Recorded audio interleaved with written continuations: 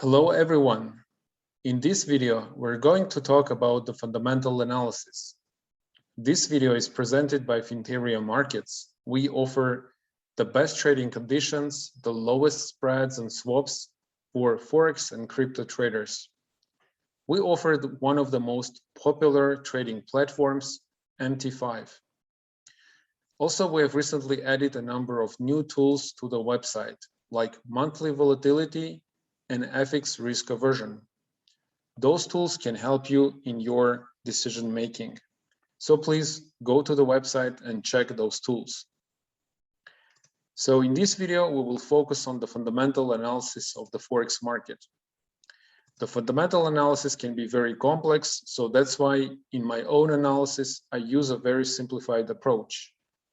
Instead of following all the data, I focus on the 5 most important economic indicators, and I score them from -2 to 2, or in some cases from -1 to 1. I usually focus on employment, inflation, manufacturing and services PMI, personal consumption, and sentiment. And I pay a lot of attention to the central bank's policy. I try to understand how dovish or hawkish is the central bank. So also giving them scores from -2 to +2. I've recently made a few updates to those numbers, so I'm gonna explain you why I've made them. First of all, I made a change in the score for the British pound, because last week we had some pretty bullish comments from the governor of the Bank of England. He actually said that the minimum conditions for tightening are met, and that 4 members, including him, are already inclining towards hiking rates in the future. However, I think that the hikes will be quite limited because the economy still has a lot of room for the recovery. And as we can see, the fundamental score for the British pound is not really that high. So I also tried to revise the situation once again, and I looked at a few other numbers. In this analysis, I tried to analyze which economy has recovered faster than others. So here we have the GDP in the beginning of 2020, and here we can actually understand and visually see which economy was able to surpass the GDP values. So as you can see, the UK did the worst job and still behind other countries. The leaders are New Zealand, it's basically country number 1, US, and also Australia.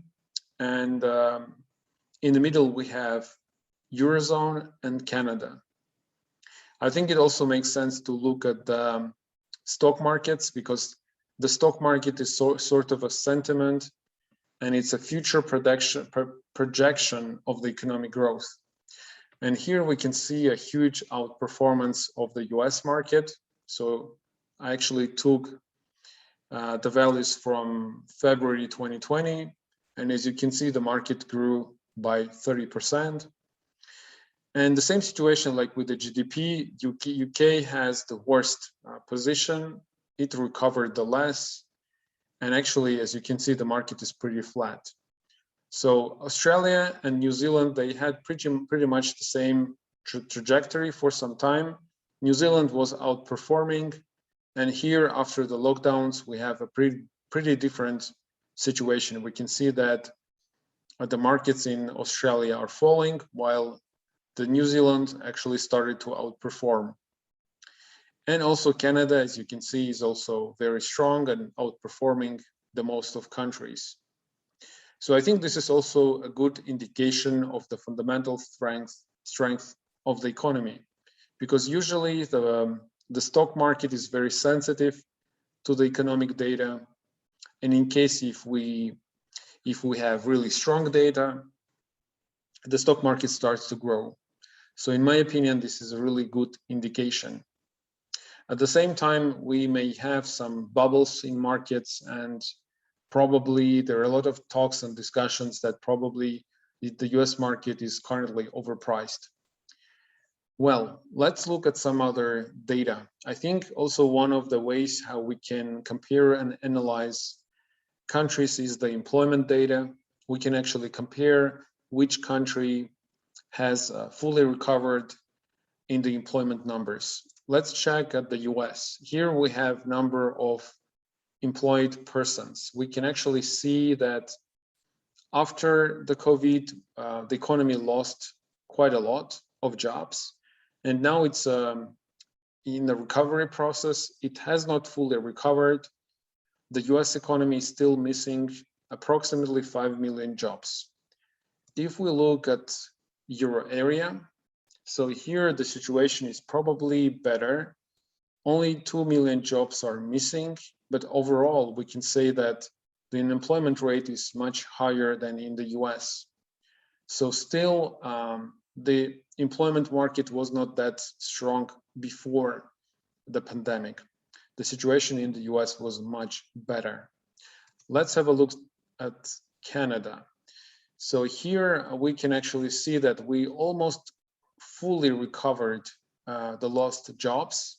So Canada is really doing a great job in the economic recovery. We can clearly see the V-shaped recovery in the economy. So the next country is UK. Actually, UK didn't lose that much. If we just check the last 10 years, let me reload the chart, 10 years. Yeah, it's worth mentioning that UK didn't lose as much jobs. It looks probably quite substantial on the chart. However, they lost, I think, less than 1 million jobs. So they still have about 1 million jobs to recover. But as you can see, the recovery was not that strong.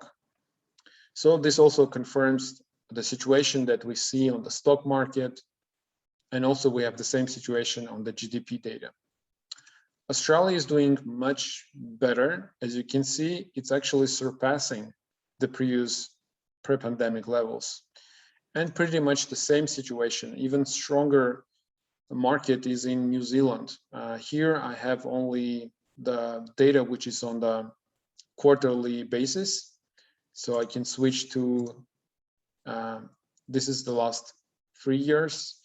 And here actually the level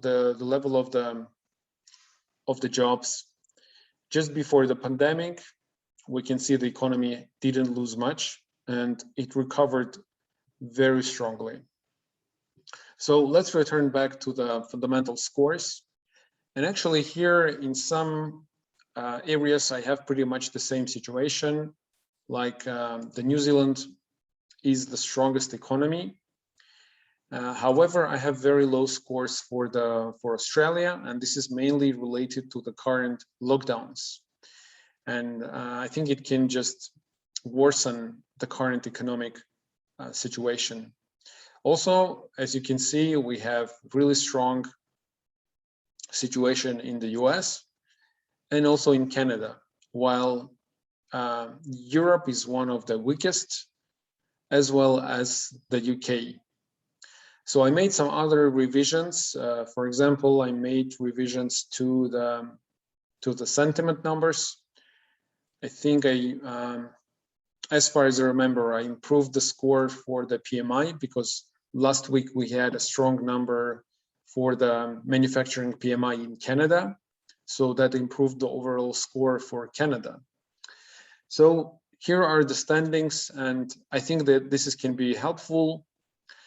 I will keep updating this file, and you can also get the access and you can see my scores.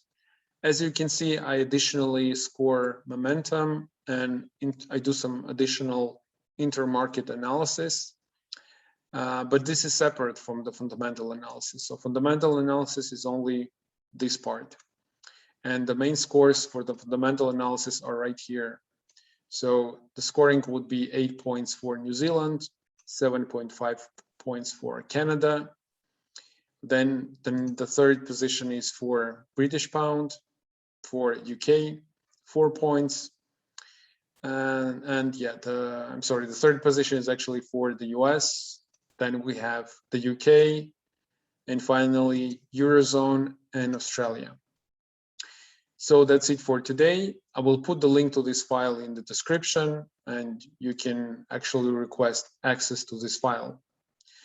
So thank you for watching this video. This video was created by Finteria Markets. Please visit our website to learn more about the company and services that we offer. Thank you for watching.